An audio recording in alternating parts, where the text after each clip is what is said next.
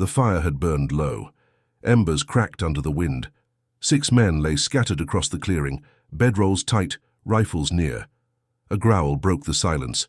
Boots shifted. A man cursed. Another reached for his rifle. The growl came again, low, throaty, close. Caleb sat up fast.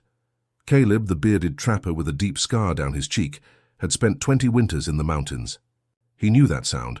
It wasn't a warning, it was sorrowful. Then the dog appeared, mud caked its fur, eyes wild. It limped through the edge of camp, dragging something behind. Caleb stood. A lantern swung in the dark. The bundle in the dog's jaws was wrapped in red and black.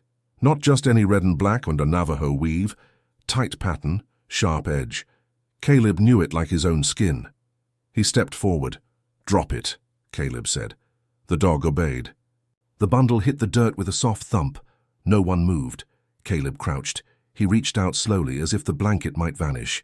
His fingers brushed the fabric, warm, damp. The bundle shifted. A gasp came from behind. One of the men raised his rifle. "Wait," Caleb said. "It's alive." He pulled back a fold. Inside, a baby. Dirt streaked the face. Skin pale, eyes closed, but the chest rose and fell. Alive. The dog sat beside it, tail still. "Whose baby is that?" one man whispered. No answer. Then, someone said it, a whisper, cold, "That's Lorna's burial cloth." Caleb's head snapped around. The man stepped back. "That blanket was buried with my wife," Caleb said. He looked down again. His hands shook. 4 winters ago, Caleb had buried Lorna, his Comanche wife, under the cedar ridge. She wore a beaded necklace and this same blanket wrapped tight around her. No one had seen her grave since.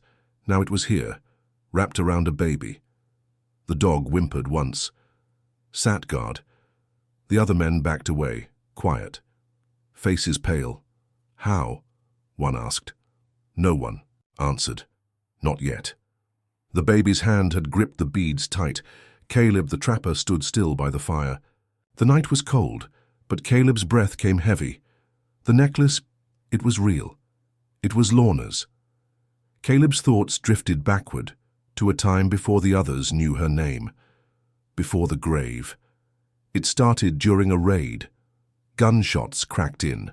The hills. Smoke rose. Caleb had gone to hunt deer. Instead, Caleb found a trail of blood near the canyon wall. A shape moved under the brush. It was a girl, young, wounded. Her side held an arrow. Eyes half closed. Caleb, the trapper, dropped his rifle and crouched low. He pressed cloth to her side.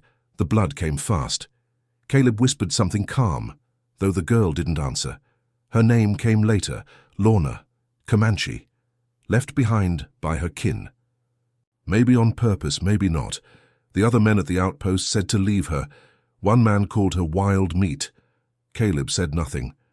Caleb built a shelter of bark and pine near the creek. He fed Lorna broth and berries. He watched her breathe, slow and shallow. Lorna woke on the 4th day. She didn't smile, she didn't speak, but she stayed. Caleb, the trapper, never asked her to marry him. One day, Lorna simply placed a bead on a string and tied it to his wrist. That was the answer. The beads grew, red, black, yellow, small polished stones, no pattern, just feeling. The two lived above the tree line, hidden from both her tribe and his people. They stayed for 3 winters. Then came the fever. Lorna's hands burned, her voice faded. She reached for Caleb once, her necklace in her palm. She didn't say goodbye. Caleb walked down to the camp that morning and asked for help to dig a grave. No one followed. Caleb dug alone. The snow was thin that year. Beneath the cedar tree, Caleb placed her inside a wrap of red and black wool. He slid the necklace into her fingers. The beads made a soft clink. No one else saw. No one helped mark the grave. No cross, no name. Just a pile of stones and no child. Lorna never spoke of one, never carried one, never cried for one. Now, years later, the baby in the blanket held that same necklace, the same beads, the same pattern. Caleb stared at the child's hand, gripping the stones. One bead, red, was chipped. Caleb remembered that chip. It happened when Lorna fell carrying firewood. She laughed when it broke. No one else knew that. If she had a child, Caleb whispered. I never knew. The fire cracked, but the baby stayed silent. Snow drifted past the camp's edge. Smoke hung low. The dog, still muddy from the trail, sat close to the bundle. Caleb, the trapper, watched the child's chest rise and fall. Slow, steady. But no sound came from the lips. No cry, no whimper. The others stood in a circle. None dared step closer. Caleb held the baby close, heart thudding. The dog licked the child's cheek. The tail gave one slow wag, then another. Still no cry. Caleb touched the baby's neck. Warm. The skin was soft, too clean for a child left in the woods. The beaded necklace was still wrapped around the hand, the same necklace Caleb had buried with Lorna. Caleb, the trapper, unrolled a dry buffalo pelt and wrapped the child tight. The dog followed as Caleb moved toward the tent. Goat milk, Caleb muttered. One of the men, broad-shouldered and tense, stepped forward. You feed it, you keep it. Back off, Dawson, Caleb said. It's a child. Dawson, the hunter, squinted. That ain't no child. That's a trick, a curse. Another man, Henry, crossed his arms. What baby don't cry, ain't natural. Caleb poured warm milk into a tin cup. He dipped a rag, let it drip on the baby's lips. The baby swallowed. Still no sound. The dog sat beside Caleb. Didn't blink. Eyes locked on the baby. Lorna's beads, Dawson muttered. She's gone 4 winters. Buried proper. Proper, Caleb said. You never laid a hand to help. Dawson raised. A hand. That thing comes wrapped in her gravecloth. That's not nature, that's ghost work. Caleb, the trapper, said nothing. He fed the baby again. Tiny mouth opened, swallowed. Eyes stayed shut. The others backed off, whispering. The dog growled once, quiet but sharp. Caleb looked up. The sky began to brighten. Thin light over the ridge. Then Caleb saw it. A shape. Still. Upright. Far. A man stood alone on the rise. Painted face. Long braid. No rifle. No movement. That's not a hunter, Caleb said. The others followed Caleb's eyes. That's a scout. The wind carried silence. The dog didn't move. The figure stood like stone, watching. The figure didn't move for a long time. Caleb, the trapper, kept his eyes fixed on the ridge. The dog sat beside Caleb. The baby, still wrapped in the burial blanket, lay silent in his arms. The sun broke past the clouds. That's when the man walked, step by step, slow, no weapon. No threat in his hands, but Caleb felt it anyway. The man wore paint across his cheeks, blue lines under both eyes, feathers tied to his braid. A carved stick rested in his grip, not for walking. It was wrapped in eagle feathers and animal sinew. A tribal token, a talking stick, proof of status. Messenger, not scout, not warrior. The other men stepped back as the man reached the camp's edge, but Caleb, the trapper, stayed still. The man's voice was calm. You are Caleb, the one who buried, the silent one. Caleb nodded once. Lorna's fire still burns, the man said, but only in one hand, not in the land, not in the name. The talking stick lifted slightly. It pointed to the baby in Caleb's arms. This child was returned by the earth. Caleb looked down. The baby still did not open its eyes. The man with the talking stick continued. The child was hidden years ago. A woman among us broke the law. She gave the boy to the dirt instead of the flame. Now he returns. Caleb the trapper felt his chest tighten. Why now? Because the circle was broken. The necklace in the baby's fist glinted. Beads, red, black, yellow, just like Lorna's, the beaded necklace Caleb had placed in the grave. The man with the talking stick walked one step closer. Your hands pulled the earth over her, but your eyes did not see who watched. We have waited. The dog stood, hackles lifted. Caleb placed one hand on the fur. Is this a warning? Caleb asked. This is a door, the man said. If the child stays, you must open it. And if I don't, others will open it for you. The wind moved. The fire hissed low. The man stepped back. He placed the talking stick upright in the dirt. At sunset, Warriors will come.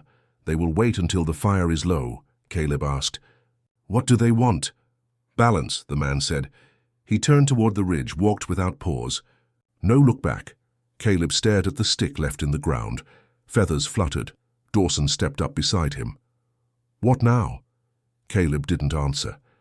Caleb looked down at the baby again. The fingers still gripped the necklace, Lorna's beads. The dog let out a low growl. If the baby lives, Caleb said, blood will flow. Smoke from the fire hung low over the camp. Boots shifted in the dirt. The talking stick still stood in the ground where the messenger had left it. Dawson, the hunter, paced near the edge. His jaw clenched tight. Caleb, the trapper, sat near the flames with the baby in his lap. The dog stayed close, watching everything. Two men stood behind Dawson, Henry and Mark, both younger, both scared. Dawson pointed. You brought this curse down on us. Caleb didn't look up. It's a baby. Dawson's voice rose. It's bait. You know it. That scout said it plain. The warriors come at sunset, and you're keeping the reason they come. Henry nodded slowly. Maybe we give it back. Maybe they'll leave us be. Caleb stood. Give it back to who? Mark stepped forward. To the ridge or to the creek? Anywhere but here. The dog growled low, one step closer, and the fur stood up. Caleb re-anchored. We are not handing over a child. Dawson stepped forward. He raised his rifle. I won't die over your Comanche ghost wife. Caleb's hands tightened. His voice stayed even. Put it down. Mark lifted his own weapon. Henry hesitated. Caleb, the trapper, moved his body in front of the baby. The child still hadn't opened its eyes. The beaded necklace stayed gripped. In the tiny hand, Dawson stepped one pace closer. The dog lunged forward, barking sharp. The sound broke everything. The baby screamed, loud, raw, alive. Everyone froze. The baby cried again, louder this time. Mark lowered his rifle first. Henry followed. Dawson stayed still, weapon shaking. Caleb turned slightly, rocked the child. The cries didn't stop. The baby was awake now. The sound rolled through the trees. Then the dog barked again. This time, not at Dawson. The dog faced the ridge. Caleb looked up. The man with the talking stick was gone. The spot where he'd stood was empty. Gone without a sound. But something else was there now. Footprints. Dozens. Fresh. Not one man. Not one scout. Henry stepped forward. Where'd he go? The dog growled again, lower. This time toward the trees. Mark pointed. Tracks, all around, circle wide. Caleb stepped back toward the fire. He looked around the camp. The footprints didn't come from the ridge. They came from every side, some near the trees, some near the stream. They had been there long before the talking stick. They had been waiting. We're already surrounded, Caleb said. The fire had burned low again. Only red coals remained. Caleb, the trapper, sat apart from the others. The baby slept in his lap, soft breath against Caleb's chest. The dog lay close, still, watching. Caleb looked down at the blanket, the same red and black burial cloth he had laid over Lorna 4 winters ago. He hadn't opened it fully before, not all the way. Now Caleb unwrapped each fold with care. The fabric was worn, stained with dirt and time, but tight stitches still held the edges. Caleb's fingers stopped at one thick seam near the hem. Something rough was tucked inside. He slipped it out, a piece of deer hide, thin, folded small, creased deep with age. Caleb, the trapper, held his breath and opened it. Marks covered the surface, painted with earth dye. Comanche symbols, circles, lines, handprints. Caleb's heart pounded. He traced the signs, slowly. One name stood out, Lorna. Beneath it, Mother. No father marked. Just a blank space, intentional. The hide was a birth record, hidden in the blanket, hidden from him. Caleb looked at the baby again. The beaded necklace still hung from the child's wrist. Red, black, yellow. The same pattern Lorna used. Caleb remembered her voice. One day I'll finish it. One day when the circle's full. He counted the beads. One red bead was missing. The spot was empty. Just a loop of thread between stones. She had left it unfinished, on purpose. Caleb's hands trembled. She wanted me to find him one day, he whispered. The baby stirred, but did not cry. The dog pressed closer, resting its head on Caleb's. Boot, the deer hide, the necklace, the blanket, all spoke the same truth. This child was Lorna's, and now he was Caleb's to protect. The men dug fast, shallow trenches carved into frozen ground. Caleb, the trapper, barked orders without raising his voice. The sun dipped low behind the pines. At the tree line, shadows moved. Shapes crouched in the brush, silent, still. Caleb packed snow into the rim of the fire pit. He pushed hot stones toward the edges, spreading light wider. Henry placed sharpened branches between logs. Mark checked powder horns. Dawson paced. Caleb caught his eye. Hold the line.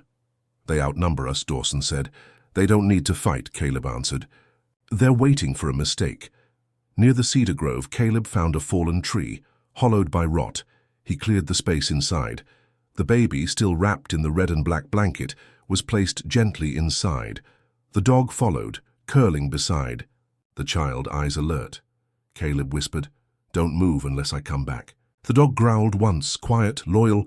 The last of the daylight faded. The camp was still, then came the first arrow. It struck the side of the tent. Thud, not slice. The second arrow hit wood, inches from Henry's arm. Down! Caleb shouted. Mark returned fire. A blast lit up the trees. Figures darted through the dark, low to the ground, fast. Caleb fired once. Then again, sparks flew from a log wall. Arrows kept coming. Silent, fast, steady. Dawson ducked behind the tent. We can't hold. This! Caleb crouched behind a barrel, eyes scanning the dark. So they haven't pushed, they're testing. Henry reloaded. What are they waiting for? A shadow moved fast near the creek. Caleb fired. Missed. The dog barked loud from the hollow. Then Dawson ran. No word, no signal. He grabbed his pack, hand bolted toward the trees. Dawson, Mark yelled. Coward, Henry muttered. Caleb stood, rifle ready. Stay sharp, it's starting. In the distance, Dawson's boots slapped mud. Then, nothing. Then, a cry. Short. Cut off. Caleb turned his head. All movement at the tree line stopped. No more arrows. The fire crackled. A single figure stepped into view. Not running, not charging. A warrior. Face painted black, a blade in hand. Dawson's coat dragged behind him. The man dropped it, then vanished into the trees. No battle cry, no chant. No warning. Caleb stared into the dark. They're not here for blood, Caleb said. He looked toward the hollow log. They're here for the boy. The fire had burned low to red ash. Snow drifted down like dust. No arrows came. No warriors. Moved in the trees. Caleb, the trapper, limped across the field. Smoke stung his eyes. Powder scorched his hands. The others stayed behind. No one spoke. Caleb dropped to his knees beside the hollow log. Inside, the baby slept. Warm, wrapped, untouched. The dog lay across the opening, side torn, blood dark against the fur. Good boy, Caleb whispered. The dog opened one eye. Weak, but alive. The tail gave a slow, heavy thump against the wood. Caleb wiped snow from the child's cheek. The tiny fist still clutched the beaded necklace, red, black, yellow. Still one gap, the circle still broken. Footsteps came soft through. The snow. Caleb stood, body tight, no bow. No blade. A man stepped forward, older than the scout, wrapped in wolfskin, face lined with smoke and age. Paint streaked only one side of his face, a symbol of peace. The elder said nothing at first. Then he reached into a leather pouch. Between his fingers, a single red bead, small, polished, worn smooth with years. The elder spoke, voice low. She gave this to me, Lorna, the day you buried her. Caleb stepped forward. Why? She said one day the boy would return. One day you'd know. But only if you were still the man she married. Caleb's eyes filled. The elder knelt. She told me to give this back, if your hands still shook when you held him. Caleb took the bead. His hands did shake. The baby stirred but did not wake. Caleb sat in the snow. The necklace slid gently from the child's fingers. One space remained. He held the red bead close. The same size, same weight. The same bead Lorna had once rolled between her palms when she thought no one was looking. Caleb threaded it onto the string. No words. No wind, just the click of stone touching stone. The dog lifted its head. The baby breathed deep. The elder stood. No smile, just a nod. Then he turned and walked toward the trees. Caleb, the trapper, held the necklace in both hands, closed his eyes. Now, he whispered, the circle is full. The snow had stopped. Caleb, the trapper, stood beneath the same cedar tree where he once dug alone. 4 winters ago, he buried Lorna here. Now the ground waited again. He knelt beside the grave. The stones were still there, though some had shifted. Caleb brushed away frost with his sleeve. He carried 3 things, the red and black blanket now folded tight, the deer-hide scroll still marked with Lorna's name, and the baby, asleep in a sling across his chest. The beaded necklace hung from Caleb's hand warm against his skin. The dog limped behind, ribs bound with cloth. The others from camp had stayed back. Only Caleb and the child approached the grave. The elder from the tribe stood near the cedar trunk. He held no weapon. He said nothing. Caleb placed the blanket into the earth. He followed with the scroll, pressed flat beneath a stone. But the necklace stayed in his hand. The elder stepped forward. "You have 2 paths," the elder said. "Leave him in our arms, or walk with him in yours." Caleb looked down. The child moved, small hand reaching toward the necklace. The dog sat beside him. The camp behind Caleb was broken, tents down, blood in the snow. The world behind him was empty. The world in front, firelight between trees, quiet drums in the wind. People who remembered Lorna's name. Caleb, the trapper, stepped forward. The child stirred against his chest. The necklace swung slightly in the air. The elder nodded. No ceremony, no fire, no chant, just quiet. Men and women of the tribe stepped out from behind trees, faces marked with paint, but no anger in their eyes. They did not reach for weapons. They did not stop him. They watched. Caleb passed through their circle. One woman placed a hand on the child's back, gentle. Another offered a bowl of water. Caleb drank once. Passed it to the next. The elder walked behind them. The dog limped beside Caleb, head held high. They reached the fire ring at the center of the grove. Children sat cross-legged. Elders stood in silence. Caleb, the trapper, set the baby down near the flames. The child opened his eyes for the first time. Dark, quiet, watching everything. The dog lay down beside him. Caleb placed the necklace on his own wrist. The final red bead caught the firelight. "A bloodline once broken," the elder said, "now whole." The fire danced low in the ring. Warm, smoke rose into the dusk sky. Sparks floated like stars. The drums were quiet now. Only the wind moved the tall grass beyond the cedar trees. Weeks had passed. Caleb, the trapper, walked slow around the fire circle. The baby sat on his shoulder, small hands gripping the fur of Caleb's coat. The child laughed, light and sudden. It was the first time anyone had heard that sound. The dog limped beside them. The wound had healed. The fur had grown back rough and patchy, but the old eyes stayed bright. Children played near the outer stones. One threw a stick, another chased shadows. The tribe had opened its arms, not with words, but with time. Caleb's face had changed too. The beard remained, but the weight behind his eyes had lifted. The quiet sadness, once buried with Lorna, now lived beside something else. The beaded necklace rested on his wrist. The final red bead glowed softly in the firelight. It caught the eye when Caleb moved, flashing like a secret meant to be seen. A woman handed Caleb a carved spoon. He dipped it into a bowl of corn mash and fed the child, who giggled and grabbed. 4 more. Across the circle, the elder nodded once and turned away. Caleb looked down at the necklace. He touched the red bead. "Lorna," Caleb whispered. The fire popped once. Wood split. The dog yawned beside him, long, loud, wide-jawed. It sounded like a growl. For a moment, Caleb froze. then smiled. It wasn't danger, it was memory. The baby pointed to the flames, laughed again. The others joined in. Small chuckles. From the children, soft ones from the women. The wind carried no fear now, only smoke, food, and breath. The night settled in.